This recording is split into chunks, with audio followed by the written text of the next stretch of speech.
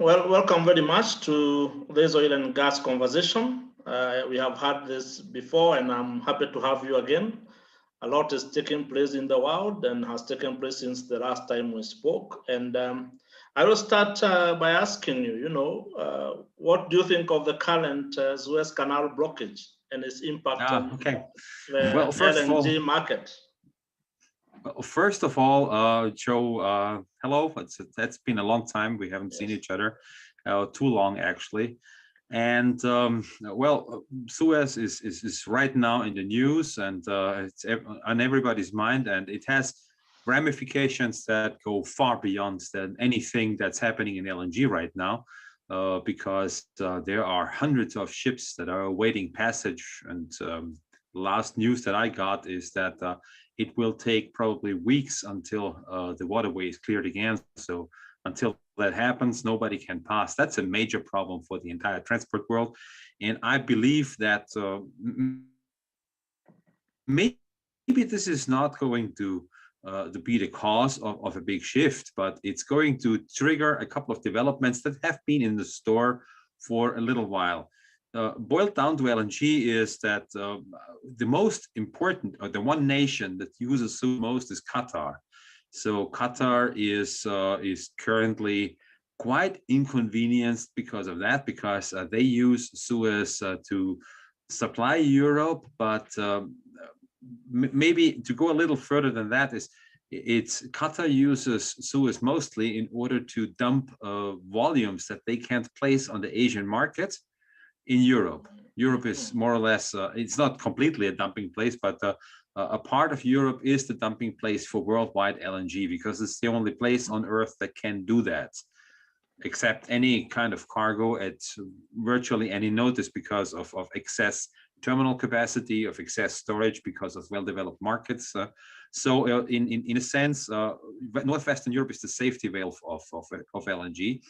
And that becomes a whole lot harder, because the one region that needs the safety valve most is Asia. And of course, the Suez Canal is let's say, the pin that they have to go through in order to get there. Now, there's an alternative, and Qatar is not completely unprepared, because if we remember back in 2017, Qatar was blocked by a coalition of Arab states because of the antagonism that had been developing between them. And Qatar couldn't cross the Red Sea anymore. And as a result of that, the Suez Canal hasn't been accessible to them, because it's under Egyptian jurisdiction, of course. And Egypt has been on the side of the coalition. So Qatar at the time went around the Cape of Good Hope already. It's a long way. It's, of course, not very convenient. The Suez Canal tolls are usually calculated in a way that they are about half of what you would pay if you go around the Cape. So that's an inconvenience for them. On the other side, Qatar is probably the one country or the one LNG producer that is best prepared to deal with those kind of things. They probably have the most flexible portfolio, and they have a supremely professional crew on all levels that includes trading and shipping to deal with those kind of things. So yes, it's an inconvenience for them, but the larger issue, it's going to show Asia and the very inflexible markets in Asia how extremely vulnerable they are, actually. Because as soon as you don't have a dumping ground anymore, and Asian markets cannot accept any kind of LNG anymore, then producers have only the one option to actually shut down plants, which is technically hairy and very expensive, of course, because it messes with a whole lot of things. You would probably rather continue producing the LNG and dumping it for let's say very, very low prices onto any kind of market before you do that. But if you don't even have that choice anymore, then switching single trains off will become the only option to play with, and that's very tough. No, it's interesting you say that, because yes, Suez is going to cause a huge issue in the entire supply chain, not just for oil and gas and LNG, but for a lot of things. Which brings me to the issue of, I would want to find out from you, what is the current status of LNG in the world? given what has happened in 2020 and what is starting to take place in 2021. What would be the snapshot of the industry as of today? Well, LNG soldiering on. I mean, this is the short answer. People like to believe that as LNG is, well, I don't like the word very much, but most people do understand that best. LNG is a fossil fuel. And as a fossil fuel, of course, then people like to believe that we're now in the age of the renewables and in the age of hydrogen, and LNG more or less has a clock ticking over its head, and you can already more or less smell the time when there won't be any kind of LNG anymore. Now, developments in reality don't really bear this out. It's if you just look at the LNG world, over the last 10 years, it has grown in spurts. Yes, there are, for example, if you look at, for example, Texas LNG has just now decided that they're going to discontinue the project, and that has been hailed as a victory of the environmentalists, saying that, look, it's a sign of things to come. LNG projects are just not viable anymore. But I would like to hold against that LNG projects have always been discontinued, more or less since I have been in the LNG world, and since long before this whole green and environmental debate has been starting. Yeah? It's because if you just look back at North America, before the shale gas revolution, there have been 65, I think 65. I don't know if I counted that correctly, but there has been a very large number of LNG receiving projects up and down both coasts of North America, most of them placed in the United States, of course. And if you look at what really has been built, it's not even a tenth of that. There's always over planning when there is the view in the market that something is happening. Then there's always tens or sometimes even hundreds of projects, and just a very few of them actually makes it over the finishing line. That has happened since before both of us were born. But let me ask you, was the Texas stopped given maybe what we just witnessed in Texas in terms of the whole issue they had with things not working out? Well, look, Texas LNG, if we just look specifically to this one, Texas LNG, like many of the not yet financed projects, because that's what it essentially was. It was more or less a pretty well-developed idea. So there was somebody who put some money into that to do some technical studies. There is a business plan behind this whole thing. There are a couple of pre-contractual obligations that have maybe been signed. So let's say it's a probably well fleshed out idea, no more than that. Yeah? And the fact that it doesn't go forward maybe has more to do with a project team that didn't recognize let's say the developments of the last 5 to 10 years. That means they were going after a business model that actually has been dead in the water for years already. We just didn't notice it. It's just that classical LNG was always somebody comes and signs a 20-year offtake agreement. That's essentially saying that I will give you such amount of money. Here's a pricing formula. I will give you such amount of money. I will take such amount of LNG off your hands, no questions asked, no matter what my market does. That was the old LNG world, and many Asian nations actually still sign those kind of deals. But what has been happening over the last 10 to 15 years is first there's the spot markets that started to come into existence, and some buyers don't feel the necessity to go into a long-term agreement anymore. So they are more or less, for those kind of projects, they are off the market. And then on the other side, there was a time, and it still is on more or less, that there was a time when we thought that LNG projects must become more efficient and must become cheaper. If you just look back at things like the Equatorial Guinea LNG project, which now comes into age. At the time when it was FID'd, the contract, the sales contract for the LNG, had a price floor of $2.50 per MMBTU and of $4.50 a price cap per MMBTU. That means that the seller of the LNG knew that he will never make more than $4.50 per MMBTU on every MMBTU of LNG that he sold.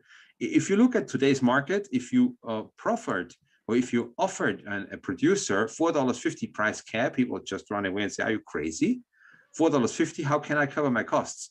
There was a cost inflation in LNG, and this cost inflation over the last 10 years has somehow gone back already, because at the time when Equatorial Guinea LNG was signed, we were in the low hundreds, $300, $400 per ton cost of LNG produced. In the meantime, it went up to $2,000, $3,000, $4,000 per ton, so an almost tenfold increase for all kinds of stupid reasons. And this whole thing has been rolled back now, but it didn't go as low as $400 again. And the question we must ask ourselves is, what has happened? Have we become stupid on the way? I mean, usually technology gets better. Usually things become more efficient.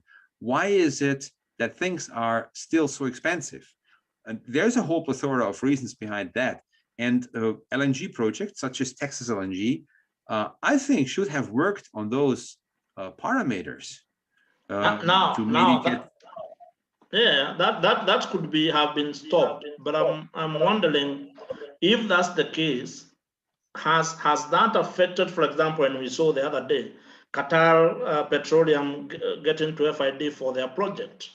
We have had, like Mozambique will come on stream in due course. So has the market changed, and why would the Texas, maybe the classical idea, not work, and these others are able to work? Texas is first on the wrong basin for those kind of deals that they are looking for. If you look at Mozambique is already in the Indian Ocean. It's pretty close to the LNG growth markets, which are all of them in Asia, more or less, or the classical, conventional LNG growth markets. And that already gives Mozambique LNG a quite distinct advantage when it comes to transport costs, because what people like to forget is that somebody who produces LNG in the Gulf of Mexico either has to cross all the Atlantic, then either through the Suez Canal, which we have seen can be a problem, or around the Cape of Good Hope. And then you start your journey where the others are just starting on day one. That means that makes everything that you do 15 days longer on each leg. So it's a 30-day round trip disadvantage that you have. That's a significant cost factor that you need to factor in. The other thing is also that Mozambique LNG is not up yet. I mean, I remember it was more than 10 years ago. I was in Mozambique, I was in Maputo, and I met a couple of people there, including, of course, the developers of the first projects there. And they more or less told me that they are ready to take FID within the next 2 years. Now, that was more than 10 years ago. Okay, and we're still not at FID. And especially in Africa, there is a plethora of projects that have been around since the dawn of time, and nobody ever took FID on them. If you just look at, for example, the grandfather of all LNG projects in sub-Saharan Africa is Nigeria LNG. Mm-hmm. And if you look at it, okay, today this is the biggest operation on the continent, and it runs admirably well. And they have to deal, of course, with all the problems that you have to deal with when you're in the Atlantic Basin and everything. But otherwise, it's a pretty efficient operation. It runs. Let's say, if you just look at the circumstances that they're facing over there, it's a pretty good operation. Yeah? But still, I mean, Nigeria LNG, from the day when it was first conceived until the day when they were taking FID, it took almost 30 years. That was a long, long gestation time. It's not alone. It's not an African problem, because Nigeria LNG doesn't even hold the world record to those kind of things. The record goes to Iran. Some of the Iranian LNG projects have been around now for more than 40 years. And what's and the they're problem? still in operation. What is the problem there? Is it a funding problem? Yeah, Is it a market? Problem. Is it a market problem?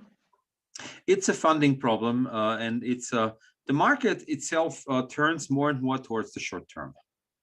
And for funding an LNG project, you need long-term commitments. That means somebody needs to come and take the commercial risk for 20 years. Say somebody comes and says, look, I'll take the risk. It can be either the producer or the buyer of the LNG. Now, when you have a portfolio buyer, like, for example, a Shell or a BG, one of those, oh, BG actually Shell today, but if you have a portfolio buyer that buys the LNG, takes it into its portfolio and has the confidence that they have the capabilities and the acumen to place the LNG volumes when they will be produced on the market in a way that makes them money, then you're fine. But those people are hard to find today. Why? Because the LNG market is still a lot of work. I remember I saw oil traders that had a decade of oil trading on their backs. So those guys were real pros. Those were newcomers. They came into LNG and they just looked at the whole thing for a year or two and just walked away and said, that's too much work for me. It wasn't making sense to them. Well, because LNG is like gas is physically, it's inherently physical. You need to have even for one single spot cargo, you need to have a whole series of different things strung up already in advance. You need terminal capacity for landing it. You need entry capacity in the country where you're landing it. You need maybe a hub license behind that, or if you're selling it at the terminal, you need transport capacity capable of bringing it over there, dumping it on time, and then coming back, picking up the next cargo and everything. If you have a cargo of LNG on the water, you can, of course, try to sell it, but you can't trade it like you trade oil. It's not a financial trade, not per se yet. I know many people like to claim that LNG is getting there, and one day it will get there. But it is not there yet. But no, it's not there yet. Absolutely not. Yeah, it's a very physical thing. It's handcraft. You know your people. People who trade LNG, who do spot cargoes, actually, they have their telephone numbers, they have their email addresses, they know who to call up in order to place the cargo, in order to sell it. It's a very personal thing. People tend to know each other.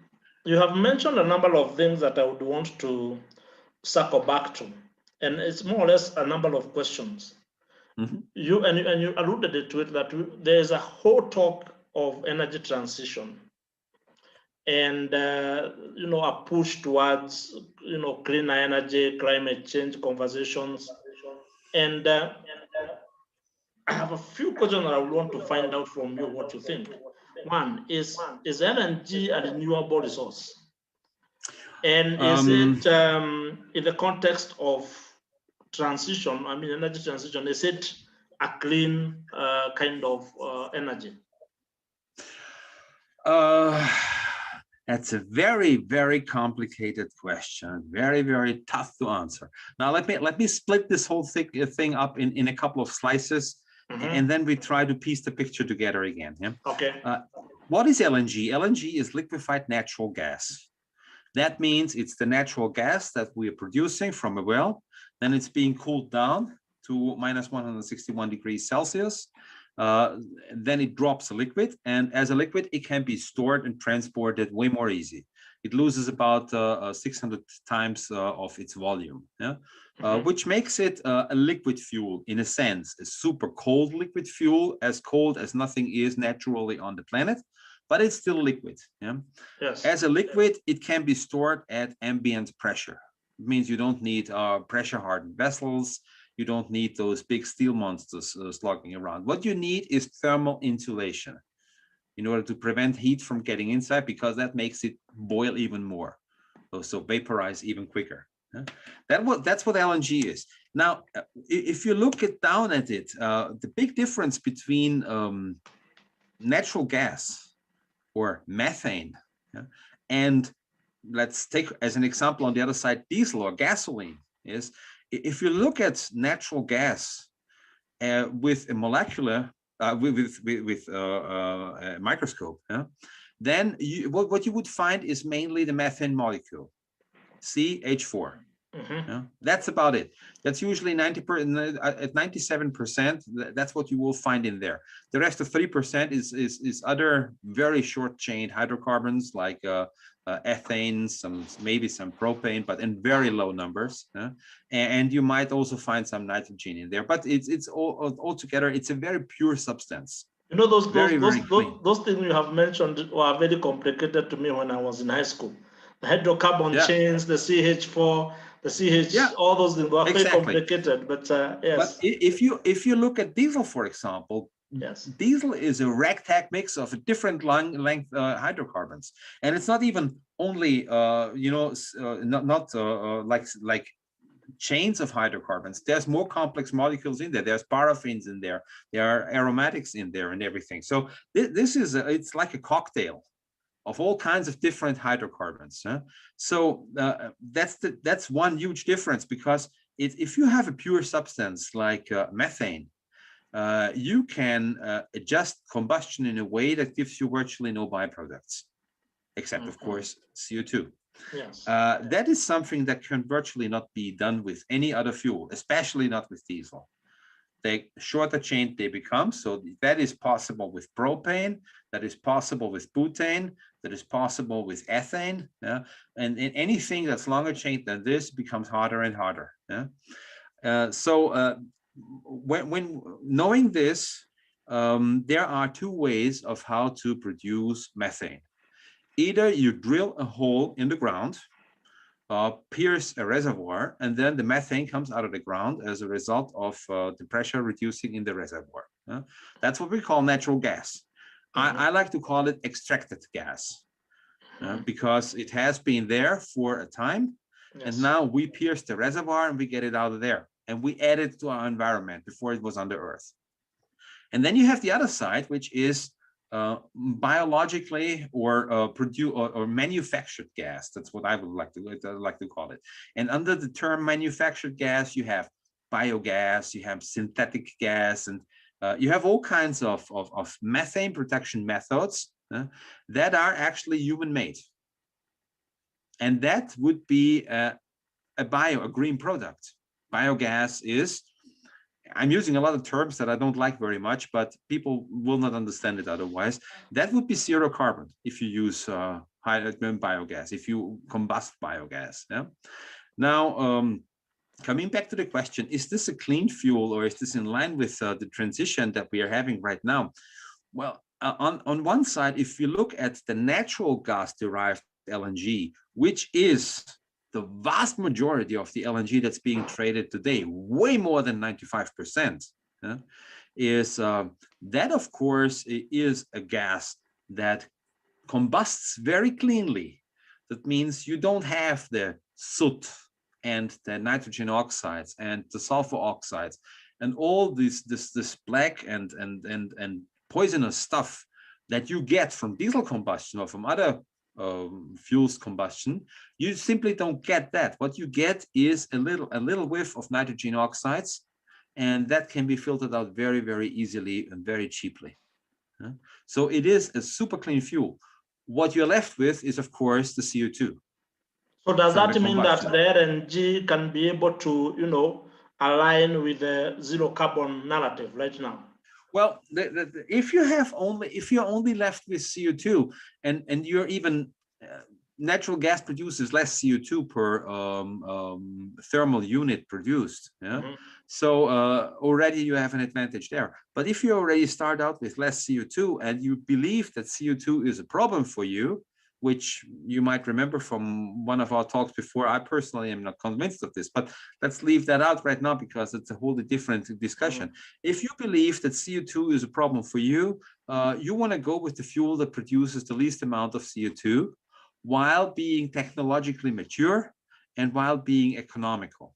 The problem that you have with all other fuels like electricity or from wind and from solar, or hydrogen, is that you have very long and complicated supply chains that you need in order to get that perceived zero carbon energy, which is not really zero carbon, because all the stuff that you need in order to get windmills turning around, or solar power or hydrogen, needs fossil energy. Otherwise, you can't do that. You can't produce solar panels without coal. It's not possible. You need enormous amounts of concrete in order to put up a windmill.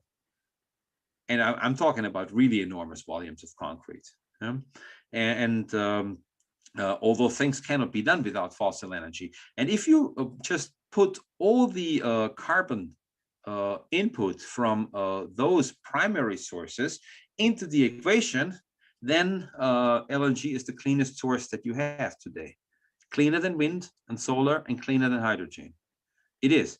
What we need to get to is an honest calculation of the entire budget, not only of the narrow little few that we are presented with today, because today it starts counting at the windmill. Anything that happened before is just being dropped under the rug.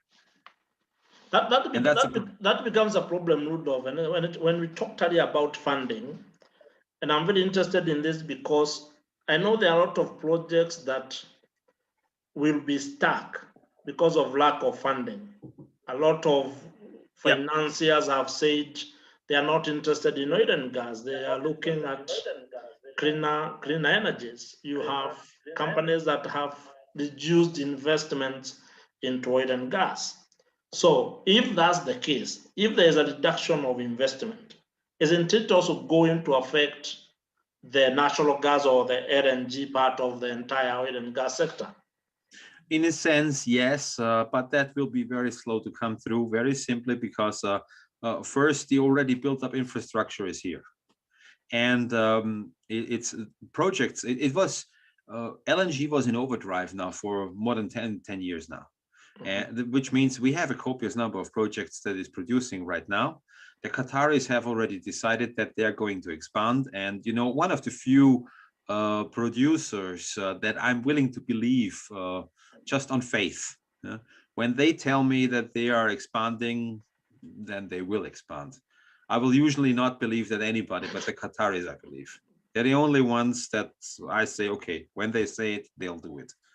No questions asked. They got the money, they got the expertise, they got the gas and everything. And when they say they want to do it, they will do it.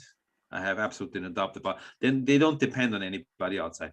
The Qataris know that there is no way around LNG for the next 30 to 40 years.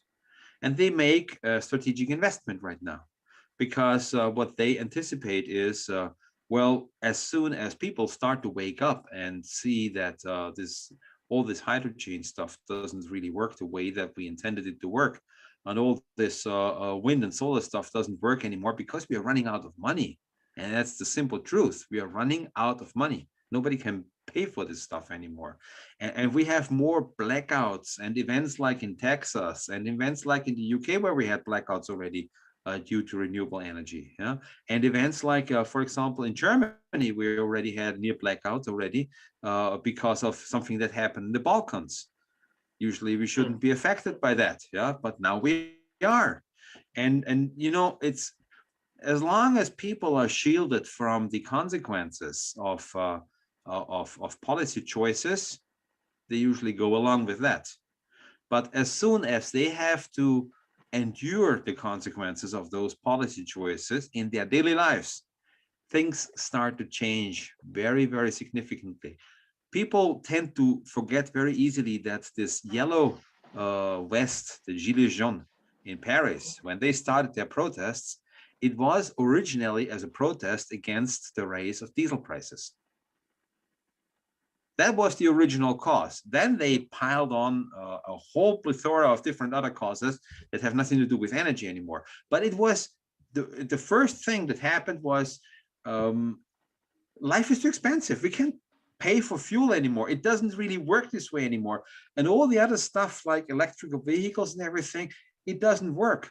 If you look today, I mean, electrical vehicles have been subsidized all the way through up until today. And now even countries like Norway start to find out that this is not sustainable anymore. Their public budgets simply cannot carry it anymore because it's a double whammy that you get. It's number one, you have to pay subsidies in order to keep that thing running. So that's money out from the public budget. And on the other side, you're missing a lot of tax revenue because oil and gas pay a lot of tax. And all this money is by now. So less input, more output. How long do you think this is going to go? Even a country that is rich as Norway feels the effects of it, and they need to change things. The numbers will get to a point where they won't add up. Yeah. The equation will not balance, and it has to balance at some point. It has at one point. Look, we know that, and we know that from history, is that politicians will always try every bad option until they start to do the right thing. They always do that. That has been true since the dawn of time, and it has been true in any country of the world. Yeah, in this way, we are all the same. Yeah?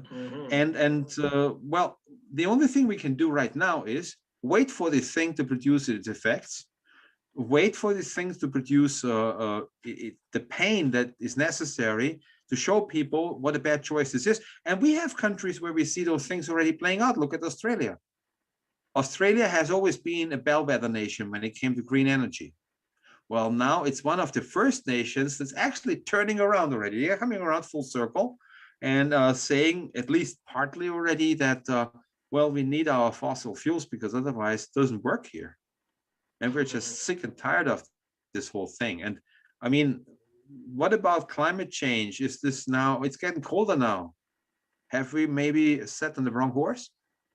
You know, all those questions. I was about to ask that and ask, have people made wrong strategic decisions that probably might come to bite them in the future? Yeah, yeah, and it will absolutely, and there's no way around it. Look, we all like to think that we can sit together and find the best solution and then implement that. Life doesn't work that way. Not in politics, not if you depend on the opinions of others. Have you ever asked yourself why privately owned companies, where there's only one or a few owners that are working in the company, that are entrepreneurs and everything, are always significantly better run than public corporations? Because if you own your company, you don't need to kiss up to a shareholder meeting. It doesn't matter to you. You're the owner. You call the shots. You do what you need to do. That's why Elon Musk is so much more efficient than NASA. NASA works by committee. It's a political body. You know, they need to, if they want to change the color of the toilet paper, they need a committee meeting for that. And not only one, they need many. And there's all kinds of people. Is a bad or a good thing or whatever, and needs to be done in a certain way. That costs time, that costs money, and usually is a recipe for failure. But big public bodies work this way, be it a company or be it public administration, doesn't really matter very much here. Whereas on the other side, you have a privately run company where there's one man on top, and he calls all the shots, and he says, look, do this. Here's the money. Yeah. And people do it. And people do it, yeah. And people do it. And this also has been true since the dawn of time, and it has been true in any country, any culture, any environment, everywhere. Yeah? It's always like this. When people start to work when organizations become political, and that includes, of course, big companies. When they start to become political, then they usually have this problem of drag and slack. Look at Google.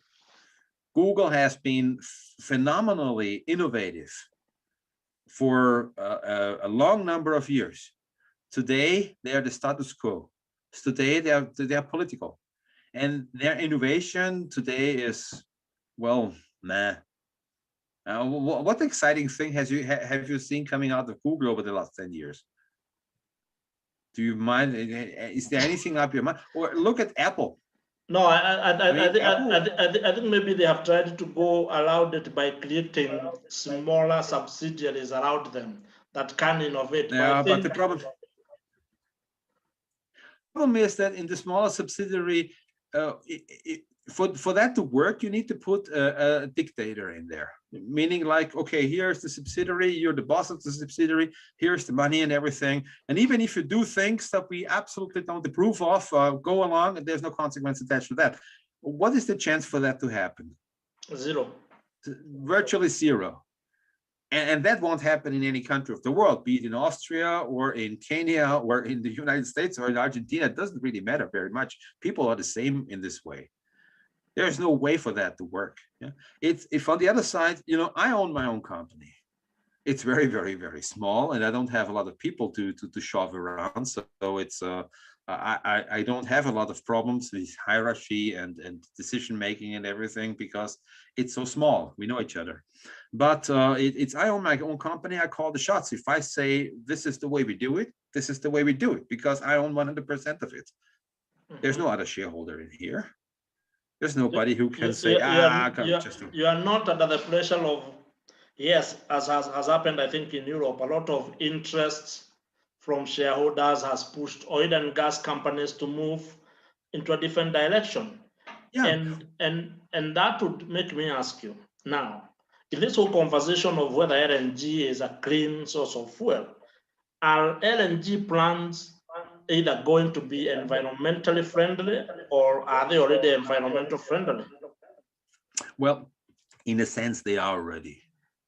If you just break it down to reality, LNG is, in any sense you twist or turn it, the cleanest fuel that you can use, and it's also the safest fuel that you can use for vehicles or for industry or for power production. And that's the second good thing about LNG is it's an all-round fuel, like diesel is. You can use it anywhere. It doesn't matter. It may not be the best choice anywhere, but it can be used anywhere. Like diesel, for example, it's not the best choice to use diesel generators for power production.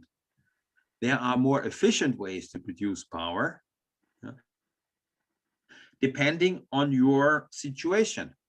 If you have potential for a lot of hydropower, like we have it over here in Austria, then hydropower is a better way than diesel generators. It's cheaper, it's more efficient, it's much cleaner and everything. But it works the same here. The moment we use diesel is a bit cheaper. I mean, it's more expensive, but hydro power generation is a bit cheaper for the customer. Yeah, it is. And it will always depend on what possibilities you have. If most likely have to use a diesel generator because there are not many other options. Well, what do you want to do there? So you do what you can do. Diesel can do everything. It can produce heat, it can power your vehicles, and it can produce power. That's what you need in any developed society. Natural gas, or LNG for that matter, does exactly the same thing.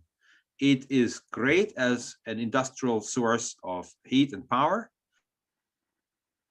You can smelt steel with it. Your process that cannot be run on LNG or natural gas. Number one. Number two, it's an excellent source of power. Natural gas is being used for power production all over the world, everywhere. And number three, you can use it as a fuel for virtually any kind of vehicle. There is in India, you have motorcycles that are running on CNG, which is natural gas, nothing else. So from the motorcycle to the heaviest construction machinery, you can run everything on natural gas or on methane. I like this word a lot better. And if we just can have a more realistic view about CO2 emissions, which I personally believe that are not only not a problem, but I think the world doesn't have enough CO2 right now. I think we're still at a disadvantage, and we need a little more in the air. But that's, again, a totally different discussion. But if we can get a more realistic view on CO2, then LNG today already is a zero emission fuel. It truly is. Because you don't have all the poisonous stuff. You only are left with the CO2. And it has another advantage. If you're really concerned about today's development, because this whole transition story is going to go on for another while. I don't know how long, but it's going to take a couple of years until this whole thing peters out. And you can only wait until it goes away naturally. There's nothing you can do in order to force this process, because feelings are running too high. And, you know, people start to change when things become very, very painful only. It's the amygdala that it rules people generally. And that's a very powerful feeling that they have in the back of their head. So only when life becomes unbearable, then they start to look at reality as it is. Anytime before, they are usually beholden to the snake oil sellers. It is not going So to as work we know, before we that. need. You're saying it won't work before we get to a point where people What feel you can the do pain. is you can strategically prepare. Mhm. And it's, as I said, LNG is when everything is over and the dust settles, LNG is going to be the best thing that you have up there. And there is going to be a shortage of LNG. And considering that it takes years to develop and to build an LNG project, if today you start thinking about one, you're probably 10 years away from production. That's just a hard reality of it. Yeah. If you already have completely developed your LNG project, that means you have the commercial agreements in place. That means you have done your technical studies. That means you have done your commercial studies. That means you have your contracts in place. And you have everything in place and you're ready to take FID. It still takes you about 4 to 5 years until you start producing. You know, so you're talking over 10, 15 years, sometimes yeah, we're talking about project, long time, the timelines. And that means anybody who goes into LNG today will be able to enjoy the bonanza when it comes in 10 to 15 years. Or in 5 years. I don't know. Nobody knows the future. Now, and that takes me to the question of the future. And I think almost the last question is, what do you think is the role of LNG going forward? You know, I think it's going to do what diesel does today. It's going to be the energy backbone of the entire world. And that for multiple reasons. Because first, the resource base is so large. We still have, and depending on what kind of studies you're looking at, yeah, but we still have at least 400 years of natural gas in the ground, probably a lot more than that, but at least 400 years. So any kind of peak production, forget it. It's nowhere near. We are not going to see it. Our children are not going to see it. Our grandchildren and their grandchildren are not going to see it. So first, we've got enough of it. Second, it's we know how to use it. There's no technology development necessary anymore. This whole thing has proven its worth over decades. The entire value chain, from the production of LNG and natural gas to the transport and storage of LNG and natural gas to the reception and the use of LNG and natural gas on all three different domains where energy is being needed, has proven its worth over decades. It's a very, very mature technology base that we're looking at right now. Then the other thing, it's the most economical choice when it comes to clean technology. By far, there's absolutely no comparison. That means if you use LNG as a fuel for your vehicles, you don't need subsidies. You just continue doing what you were doing up until now. And you don't need all the subsidies that you need for electrical vehicles in the area. That means everybody will be able to still afford a car, still afford whatever he was affording before. It keeps prices in balance. And that's very, very important over the long run. Of course, there is a couple of industries that have sprung up over the last 10 years, especially the climate industrial complex, that won't be very happy with that. Because before that goes into full steam, that needs to be broken in the developed world. The let's say Asia doesn't really care so much about those things. If you look at China, India, and all those countries, they're going full steam ahead with coal. And coal is way dirtier than natural gas could be. I'm not an opponent of coal. Coal done the right way, if you use clean coal technology, I think is a good way for a country actually to cover its energy needs. if they need to. Yeah?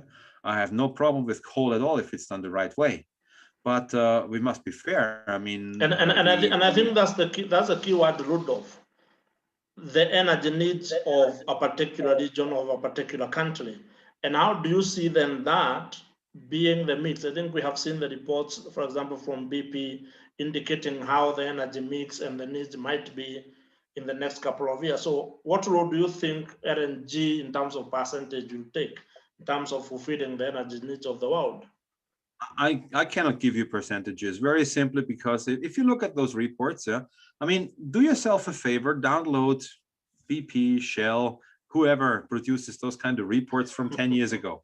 Look at their predictions that they have made 10 years ago and how they match with the reality today. Yeah? And then come back and tell me how well that went. Because you will find out. That's a good assignment. I'm going to do it, actually. Yes.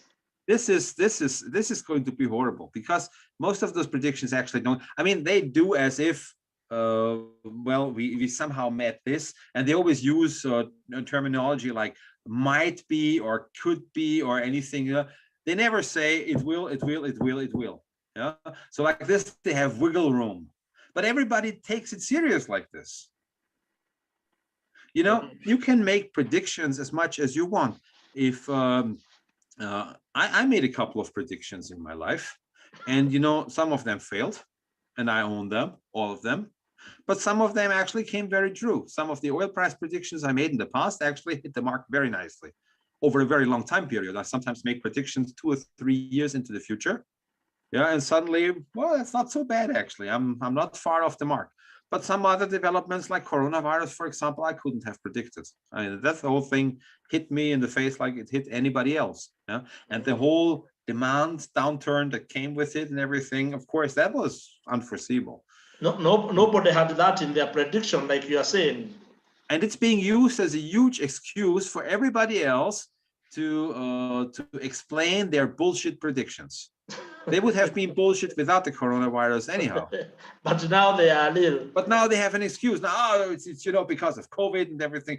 Don't look at all the things that we said before. Now listen to us now. Yeah, and that's a big problem. It's people tend to listen to big names.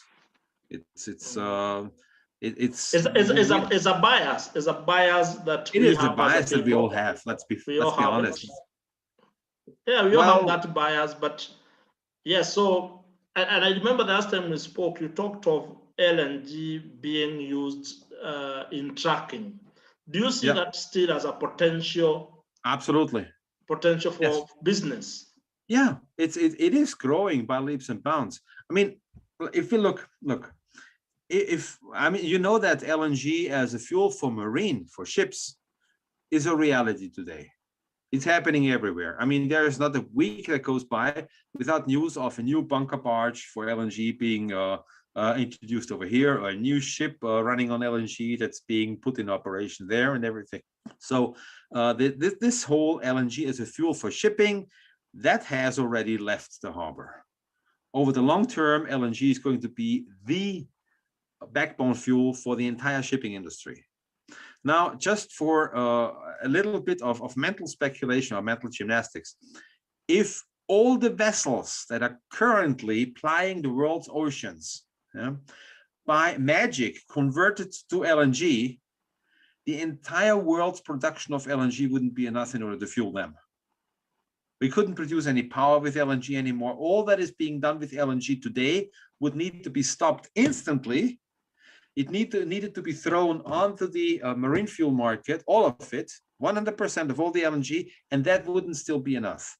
We would what if that is so possible and such an opportunity?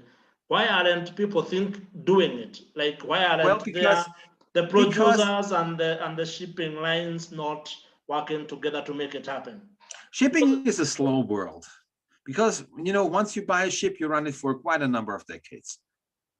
You don't buy a ship and after 5 years, no, I want a new ship, or you decommission it and buy a new one. No, you don't do that. Ships are usually running for, I mean, especially LNG ships, they are running 30, 40 years sometimes. Some old ladies out there, they are clocking in on 40 years and more. They're still in use. Yeah? And shipping is a slow and long-term business. Yeah? Trucking is very different. And now, let me give you another number. If you just converted all Western European, I'm just talking about the European Union, yeah, all European trucks in the European Union that are currently running on diesel, if they just by magic converted to LNG, which is happening today, there's more and more LNG every year in the European Union. LNG is a fuel market. Yeah? If they just flipped over to LNG, they would need more diesel than the entire marine fuel market worldwide. That means you would need even more LNG, and trucks are being flipped out much quicker than vessels. Trucks are running here in Austria, for example. They're using them for 4 to 5 years until they sell them off onto the secondary market and they get new trucks for their fleets. So fleet renewal in trucking is a lot quicker than in shipping. And this is a much bigger market because the North American market in trucking is even bigger than the European market. And the European market needs more diesel fuel than the entire shipping worldwide, the entire marine shipping. That gives you just an idea. We need, when we go for LNG, when the world flips over to LNG as a fuel for vehicles, for real, it does it now, yeah. But we need to attain critical mass, and when that critical mass is going to be reached, is anybody's guess. I would believe that we're going to reach it way before 2030. That means way before any new LNG project that is starting to think about a project today could be operational anyhow. And when that critical mass is attained, we're going to have out of this world growth figures. We're not going to have enough LNG to cover the entire market that wants it. So my recommendation is that if you have an LNG project today, what I would work on is first find somebody who funds the development of the project and who believes in it. We need an Elon Musk. And Elon Musk, in a sense, he actually is a bellwether for us anyhow, because if you look at the Starship, it's running on LNG. Yeah? If you look at Blue Origin, Jeff Bezos's company that is trying to shoot rockets into space, it's running on LNG. LNG is actually already now the future of spacefaring. Why? Because it's much easier to contain and much easier to use than hydrogen. It's not as nasty, it's not as dangerous as hydrogen, it's much easier to handle. And it's very easy to produce anywhere in the solar system. No. I think, Ludolf, that sounds very interesting, and that will make a topic. We need to have a discussion about LNG and tracking, LNG in transport industry, because I think, like you said, there are great opportunities for business people to look at, for the industry to look at in the future, and I think that could be something that would be very interesting. Look,